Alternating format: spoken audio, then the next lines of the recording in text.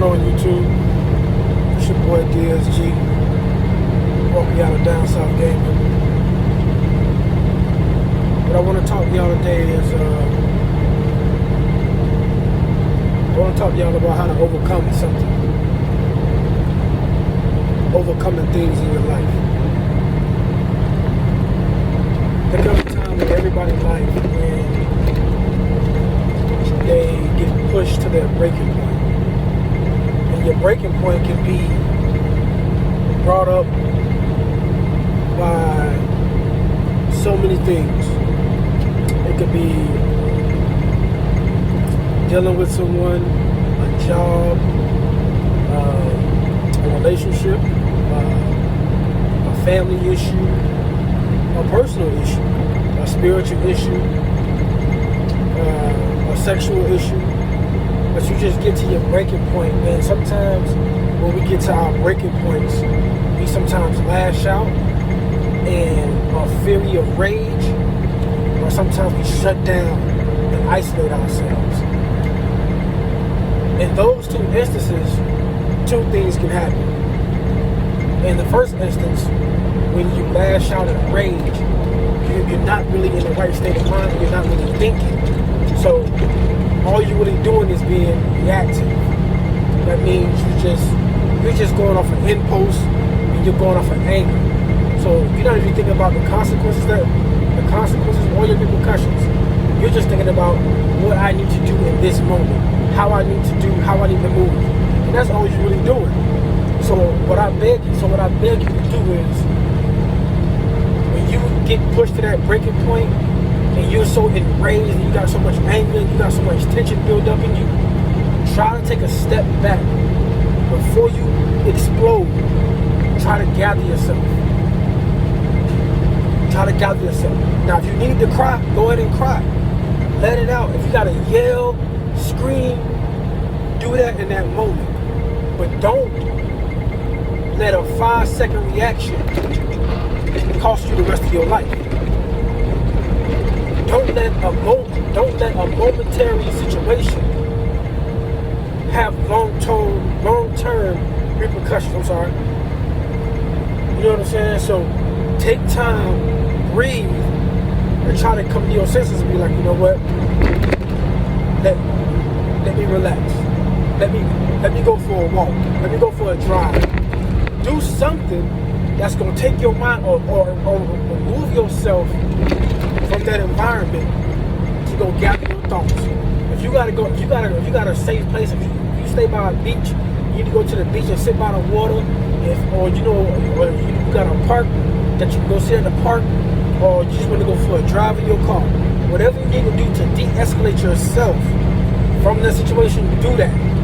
Because that's going to always help you in the long run and help you regain your stability, regain your mental stability, and help you think of a better solution than to just dive in on the deep end with rage.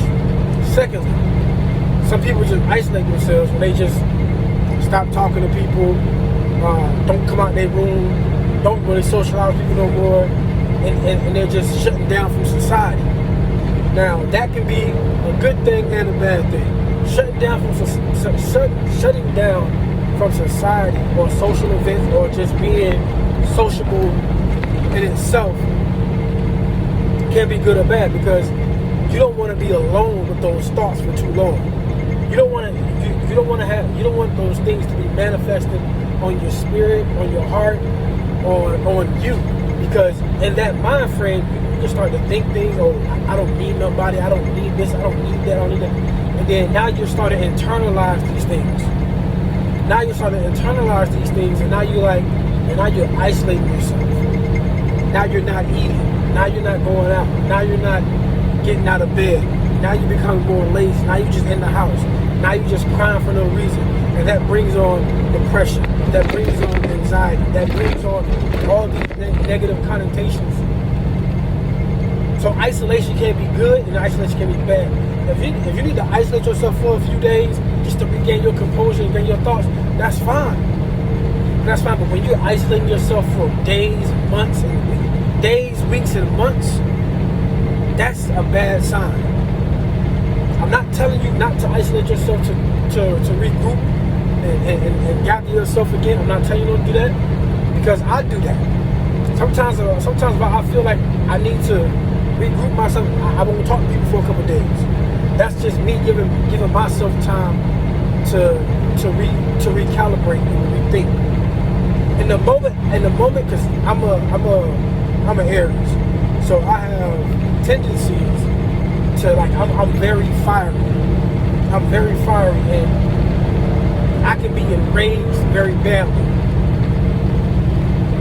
But I've worked on myself for years. I'm still working on myself right now, because sometimes I still have slip ups, I still have backslide, I still have this and that. So what I do is I try to isolate myself for a couple days, and then, like, rethink and be like, okay, let me regroup, let me calm myself down. And when I do stuff like that, I'm normally doing things I like to do. Like, I'll go to the gym, or I'll play video games, or I'll look at pictures of my son. I do anything that calms me down. So, in my isolation is doing things to recalibrate my thoughts, to recalibrate my mind, to recalibrate my emotions. So that's when I isolate, and that's what helps me in my isolation, because I'm recalibrating. I'm not allowing the current situation to control me for more than one day. Yeah, initially I'm going to be mad, I'm going to be enraged, I'm going to feel the type of way. But as time goes on, as hours go on, I start to recognize, I start to feel, I start to let that emotion just exit my body. And in doing that, it really helps me. It helps me a lot. It helps me in regaining my composure. It helps me in clearing my mind. And sometimes I do cry. Sometimes I cry because I'm a very emotional person. I wear my heart on my sleeve. I stand on what I say. I'm a true person.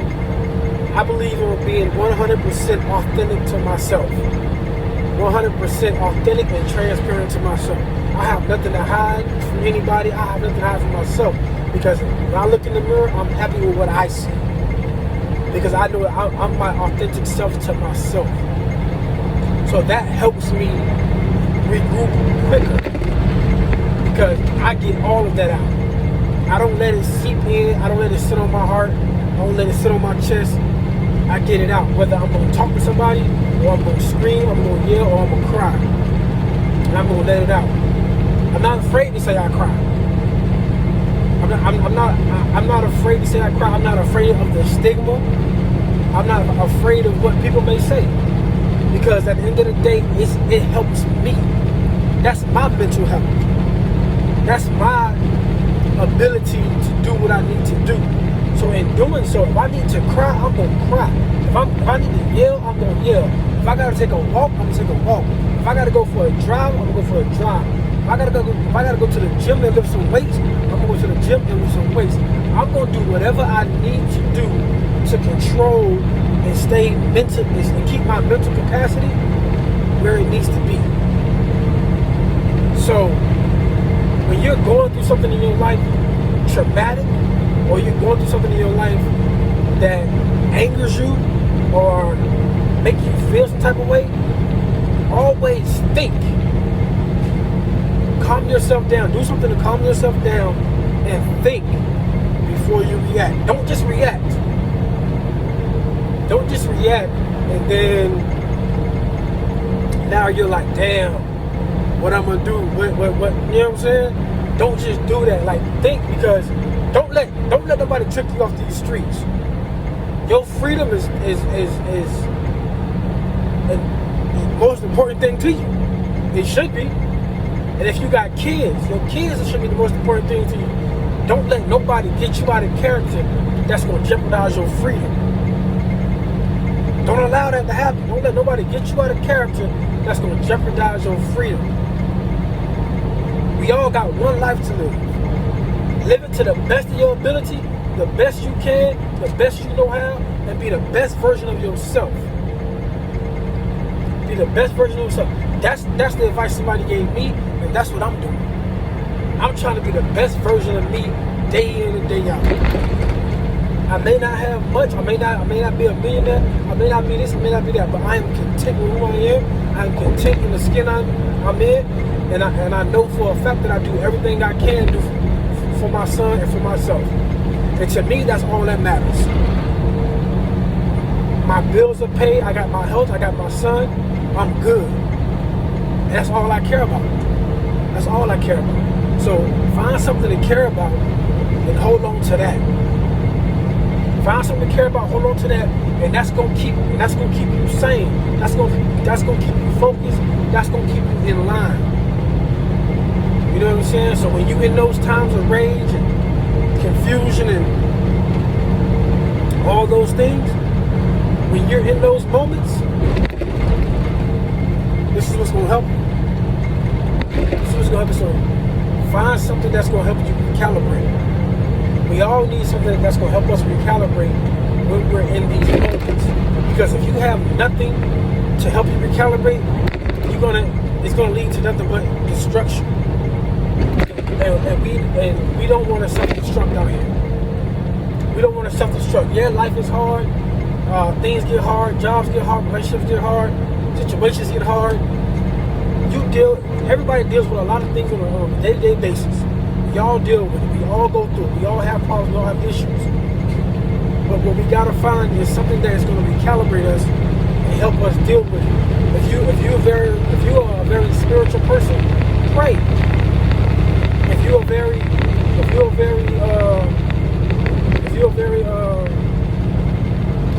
what's the word I'm looking for? If you believe in the universe and all that, you know what I'm saying? Meditate. You know what I mean? Like, find something that's going to help you center yourself. You know what I'm saying? Bring your heart rate back down. Breathe. Take your time. You know what I'm saying? All this stuff right here is just helping you regain composure.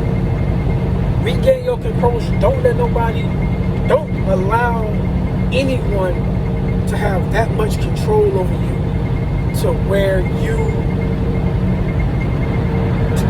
then